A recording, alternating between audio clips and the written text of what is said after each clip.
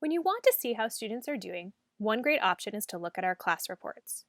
If you're using CK-12 classes, go to Classes, and then pick on the class you want to see reports for. Once in that class, choose Reports on the left side, and this will open the class report. Here you'll see a variety of different pieces of information. For our general learning modalities, such as videos, interactives, real-world applications, etc., you'll simply see a check mark that says it's complete or incomplete, and when it was turned in if you click on it. For quizzes, you'll see a percentage score, and if you click on that percent, you can see more detailed information on the right.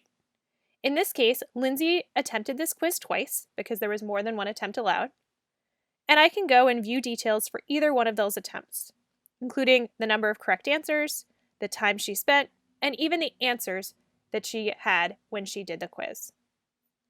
For practice, you'll see here 100% score if they got 10 correct. That's the goal in our adaptive practice system. But you can also see by clicking on any one of these pieces what their skill level is. In this case, proficient. For Carl, mastery. For Ryan, mastery as well. And then you can see the number correct, the level of questions, and even the questions answered, whether those are multiple choice, fill in the blank, etc.